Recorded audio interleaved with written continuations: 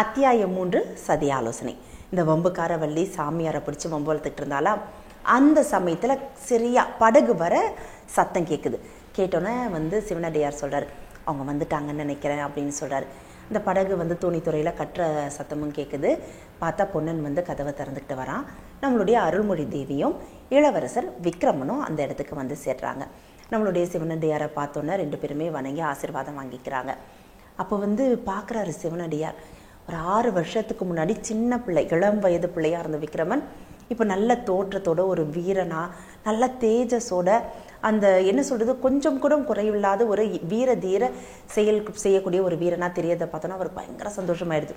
அப்படி வாரி அள்ளி அணைச்சிக்கிட்டு சொல்கிறாரு, விக்ரமா, நீ எந்த காலத்துலேயும் உங்கள் அப்பாவுடைய வாக்கை காப்பாற்றணும், பார்த்திபனோட கனவை நீ தான் நிறைவேற்றணும், அதற்காக தான் இத்தனையும் நம்ம பாடுபடுறோம் அப்படின்னோடனே இவன் உடனே சொன்னான், ஐயா நீங்கள் தானே அதற்கான கால நேரம் வரும்னு சொல்லியிருக்கீங்க, அதற்காக தான் நான் பொறுத்திருக்கேன்.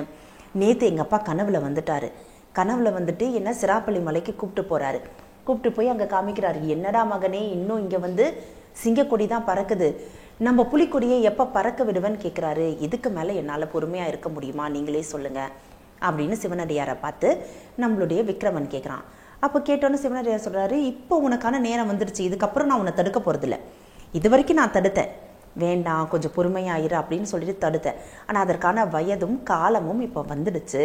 அதனால இதுக்கப்புறம் என்னுடைய பரிபூர்ணமான ஆசீர்வாதமும் அந்த சிவனுடைய ஆசீர்வாதமும் உனக்கு எப்பவுமே இருக்கும். அதனால நீ கவலைப்படாத, இதுக்கு மேலே நான் உன்னை தடுக்க மாட்டேன்.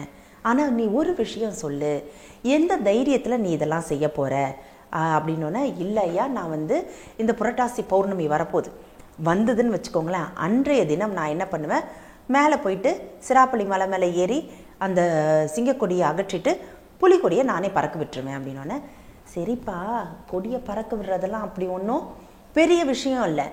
ஆனால் அந்த கொடியை திருப்பி அகற்றுறதுக்கு பல்லவர்களுடைய ஆட்கள் வருவாங்கல்ல, போர் வீரர்கள் வருவாங்கல்ல, அப்போ அதை உன்னுடைய கொடி பறக்க விட்ட கொடியை பாதுகாக்க நீ என்ன பண்ண போகிற அப்படின்னோடனே, எல்லாமே தயார் நிலையில் தான் இருக்குது, வீட்டுக்கு ஒருத்தர் தயாராக இருக்காங்க என்னோட போர் புரியறதுக்கு.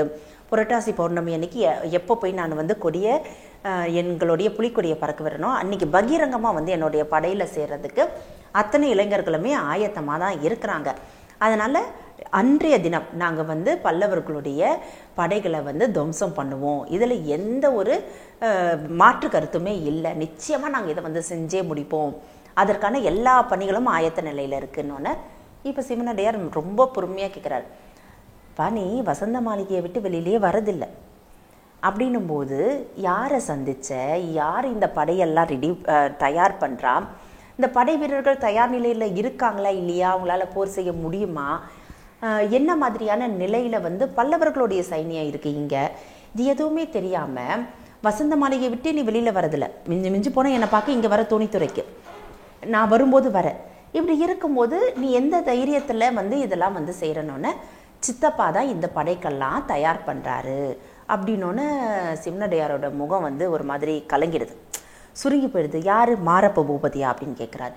ஆமாம், அவர் முந்த மாதிரி இல்லை, இப்போ ரொம்பவே திருந்திட்டாரு, ஏற்கனவே நடந்த தவறுக்கு ரொம்பவே வருத்தப்படுறாரு, இதுக்கப்புறம் எந்த தவறும் நடக்காமல் இருக்கணும், அதுக்கு தன்னுடைய உயிரையும் கொடுக்கறதுக்கு சித்தமாக இருக்கிறாரு சித்தப்பா அப்படின்னு, உங்களுக்கு சந்தேகமாக இருந்தால் பொன்னனை கேளுங்க அப்படின்ட்டு விக்ரமன் சொல்கிறான்.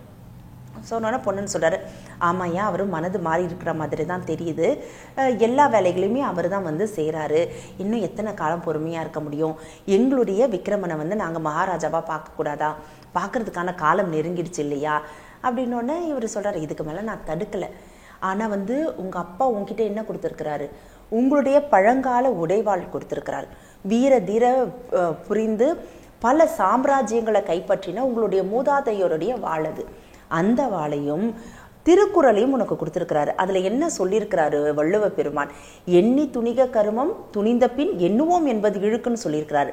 அந்த குறளுக்கு ஏற்ற மாதிரி நீ நடந்துக்கணும், உன்னுடைய பிரச்சனைகள் என்ன இருக்குது அப்படிங்கிறத நீ தீர ஆலோசிக்கணும், அதே மாதிரி முன்ன வச்ச காலை பின்ன வைக்கக்கூடாது. எத்தனை பேர் எத்தனை இளைஞர்களை நீ திரட்டியிருக்க, எத்தனை பேரை போர் வீரனாக்கியிருக்க அப்படிங்கிறதெல்லாம் உனக்கு கவனம் தேவை, அதெல்லாம் இருக்கணும். ஏதாவது ஒரு காரியம் செய்யணும் நம்ம துணிஞ்சிட்டோன்னா இருக்கக்கூடிய அத்தனை விஷயங்களும் அலசி ஆராய்ந்து அதுக்கப்புறமா அந்த காரியத்தை நம்ம செய்ய ஆரம்பிக்கிறோம். ஆனால் ஒரு அடி முன்னாடி வச்சதுக்கப்புறமா பின்னாடி ஒரு அடியை எடுத்து வைக்கவே கூடாது. துணிந்த காரியத்தை நீ முடிச்சே ஆகணும். அதுக்கு சித்தமாக இருக்கியா நீ விக்ரமா அப்படின்னோடனே, நிச்சயமாக நான் சித்தமாக இருக்கேன். எங்கள் அப்பாவோட கனவை நிறைவேற்றுவேன். எங்கள் அப்பா சொன்ன மாதிரி என்னுடைய எண்ணம் பூராவே இந்த மக்களுக்காகவும் என்னுடைய மூதாதையர்கள் வழியில் நான் என்னுடைய சாம்ராஜ்யத்தை நிறுவி மக்களுக்கு நல்லாட்சியை கொடுக்கறதும் மட்டும்தான் என்னுடைய கனவாகவே இருக்கும்.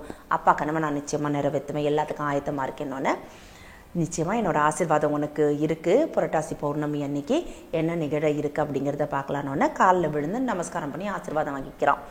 இப்போ என்ன பண்ணுறாங்க, பொண்ணனை பார்த்துட்டு அருள்மொழி தேவி அவ்வளோ நேரம் அமைதியாக இருந்தவங்க, நீ பொண்ணா நீ விக்ரம்னை அழைச்சிக்கிட்டு நீ படகுக்கு போ, நான் அதோ வந்துடுறேன் அப்படின்னு சொல்கிறாங்க. அவங்க அப்படி போனதுக்கப்புறம் தடால்னு சிவனடியார் காலில் விழுந்துட்டு அந்த காலை இருக்க பற்றிக்கிட்டு, ஐயா எனக்கு ஒரு வரம் கொடுங்க, தயவு செஞ்சு எனக்கு ஒரு வரம் கொடுங்க. இந்த மாதிரி எனக்கு விக்ரமனை விட்டால் வேறு யாருமே இல்லை. நீங்கள் யார், எங்கேருந்து வந்தீங்க, எங்களுக்கு எதுக்காக உதவி செய்கிறீங்க அப்படிங்கிறதுல எனக்கு என்றைக்குமே சந்தேகமே இருந்ததில்லை. பரிபூர்ணமாக நாங்கள் உங்களை நம்புகிறோம். நீங்கள் தான் என்னுடைய கணவன் வீர மரணம் அடைஞ்சதே எங்ககிட்ட சொன்னீங்க. அன்றையிலேருந்து இன்றைக்கு வரைக்கும் எங்களுக்கு வழிகாட்டியாக இருக்கீங்க. எல்லா விஷயத்துலையுமே நாங்கள் உங்களை பரிபூர்ணமாக நம்புகிறோம். எனக்கு ஒரே ஒரு வாக்கை கொடுங்க, என்னுடைய மகனுடைய உயிர் நீங்காமல் இருக்கணும். அவன் தான் சின்ன பிள்ளை, அவனுக்கு இப்போ தான் இந்த 10 பருவமே அடைஞ்சிருக்கான். அவனால் பல்லவ சைன்யம் எவ்வளோ பெருசு, அதை எதிர்த்து போரிட முடியுமா? அவன் தான் ஆயத்தமாக இருக்கேன்னு சொல்கிறான். ஆனால் நீங்களும் அவனுக்கு கொம்பு சீவி விடுறீங்களே, இது நியாயம்தானா? நீங்களாவது சொல்லி புரிய வைக்க வேண்டாமா? நீங்கள் ஏன் இப்படி அவனுக்கு அந்த அந்த புரிதல் நீங்கள் ஏன் ஏற்படுத்த மாட்டேங்கிறீங்க? இது வேண்டாம், இப்போ வேண்டான்ட்டு, எனக்கு இருக்கிறது ஒரே மகன் தானே, நான் அவனையும் இழக்க முடியாது இல்லையா அப்படின்னு சொல்லி கேட்கும்போது, இவருடைய சிவனடியாருடைய கண்கள்லேருந்து தார தாரையாக தண்ணி வருது. அம்மா எழுந்திரி அப்படின்னு சொல்லிட்டு, என்னால் ஒரு வாக்கை மட்டும் கொடுக்க முடியும், அந்த எல்லாம் வல்ல இறைவன் யாருடைய உயிருக்கும் யாரும் பொறுப்பேற்றுக்க முடியாது. ஆனால் நான் வணங்குற இல்லையா சிவன், அவன் நிச்சயமாக உன் மகனுடைய உயிரை பாதுகாப்பான். அதே மாதிரி இன்னொரு விஷயமும் சொல்கிறேன், நீ நம்பு, உன்னுடைய கணவன் அவர் நிச்சயமாக அவனுடைய உயிரை பாதுகாப்பார், அவனுடைய தான் இருப்பார் அப்படின்னு சொல்லும்போது விக்ரமன் அங்கேருந்து யோசிக்கிறான். இதெல்லாத்தையும் கேட்டுட்ருக்க விக்ரமன், ஏன்னா ஒரு சமயம் விக்ரமன் கிட்ட பார்த்திப மகாராஜா சொல்லியிருப்பார், நீ நான் வீர மரணம் அடைஞ்சிட்டாலும் நிச்சயமாக சொர்க்கம் போக மாட்டேன். ஏன்னா வீர மரணம் அடைகிறவங்க எல்லாருமே சொர்க்கத்துக்கு தான் போவாங்கங்கிற ஒரு நம்பிக்கை இருந்தது. பார்த்திப மகாராஜா விக்ரமன் கிட்ட என்ன சொல்கிறாரு, நான் வீர மரணம் அடைஞ்சாலும் சொர்க்கத்துக்கு நிச்சயமாக போக மாட்டேன். இதே இடத்துல, இதே உறையூரில், இங்கே இருக்கிற காவிரி நதிக்கரையோரத்தில், இங்கே இருக்கிற வயல்வெளிகளில் என்னுடைய ஆன்மா இங்கேயே தான் சுற்றி தெரியும். அப்போ அங்கே இருக்கிற மக்கள் சொல்கிறத நான் கேட்கணும். விக்ரமன் தன்னுடைய தந்தையுடைய கனவை நிறைவேற்றிருக்கான், பிரஜைகள் அப்படி பார்த்துக்கிறான், மகாராஜாவாக இருக்கான், சாம்ராஜ்யங்கள் பல கைப்பற்றிருக்கான் அப்படின்னு சொல்லக்கூடிய அந்த சத்தத்தையும் அந்த புகழையும் அந்த ஜெயவீக்களையும் நான் கேட்கணும். இதை தான் எனக்கு சொர்க்கம், இதை தான் நீ செய்யணும் விக்ரமா அப்படின்னு சொல்லிட்டு முன்னொரு சமயம் பார்த்திப மகாராஜா சொன்னது விக்ரமனுக்கு நினைவுக்கு வருது. இப்போ கண்கள் கலங்கியபடி நம்மளுடைய அருள்மொழி தேவி எழுந்திருச்சு நின்று அவர்கிட்ட விடைபெற்று செல்றதுக்கு ஆயத்தமாக இருக்கிறாங்க. அப்போ கிளம்புனதுக்கப்புறம் நம்மளுடைய வள்ளியும் சொல்கிறா, எங்களுக்கு இருக்கிறது ஒரே ஒரு இளவரசர் தான், அவர் இல்லைன்னா எங்களுடைய மகாராணி ஒன்றுமே இல்லை. அவர் பக்கத்தில் இருக்கும்போதெல்லாம் அவங்க தைரியமாக இருக்காங்க, அவர் பக்கத்தில் இல்லைன்னா உடஞ்சி போயிடுறாங்க. அவர் விக்ரமனுக்கு நீங்கள் தான் பொறுப்பு அப்படின்னு சொல்லிட்டு சிவனடியார்கிட்ட சொல்கிறார். உடனே சிவனடியார் சொல்கிறார், எல்லாமே தெய்வத்துடைய செயல், எதுவுமே நம்ம செயல் கிடையாது, நீங்கள் எல்லாருமே தெய்வத்தை நம்புங்க அப்படின்னு சொல்லிட்டு இருக்கும் போதே கொஞ்சம் தூரக்க குதிரையுடைய காலடி சத்தம் கேட்குது. அப்போ விக்ரமன் சொல்கிறான் சிவனடியார்கிட்ட, ஐயா சிறிது நேரம் இருங்க, சித்தப்பா உங்களை எப்படியாவது பார்த்துட்டு போகணுன்னு சொல்லியிருக்கிறாரு அப்படின்னோடனே, இல்லை விக்ரமா, எனக்கு அதுக்கெல்லாம் நேரம் இல்லை, எனக்கு உடனே கிளம்பி ஆகணும், வேறு சில காரியங்கள் எனக்கு செய்ய வேண்டியிருக்கு, நான் அதுக்கு சித்தமாக இருக்கேன் அப்படின்னு சொன்னோன்னே இவங்க என்ன பண்ணுறாங்க, சிவனடியார் வேகமாக இப்போ கிழக்கு நோக்கி புறப்பட்டு வேகமாக குதிரையில் கிளம்பி போயிடுறார். இவர் அப்படி போயிருப்பார், இப்படி மாரப்ப பூபதி இறங்குறான். இறங்கினோடனே பொண்ணனை பார்த்து கேட்குறான், எங்கே சிவனடியார், அவர் எப்படியாவது இன்னைக்காவது பார்த்துணுன்னு நினச்சனே, பார்க்க முடியலையே அப்படின்னு சொல்லி கேட்டோன்னே, இப்போ தான் சித்தப்பா கிளம்பி போகிறாருன்னு விக்ரமன் பதில் சொல்கிறான். எங்கே போகிறாருன்னா கிழக்க நோக்கி போகிறாருன்னு சொல்லிட்டு அந்த அடர்ந்த காட்டை காமிக்கிறான் விக்ரமன். வேகமாக மாரப்ப பூபதி குதிரையை விரட்டிக்கிட்டு போகிறான். சிவனடியாரே மறைஞ்சி சிவனே வந்து மறைஞ்சு போன மாதிரி சிவனடியார் அந்த காட்டுக்குள்ளே எங்கே மறைஞ்சாருங்கிறத மாரப்ப பூபதியால் கண்டுபிடிக்கவே முடியல.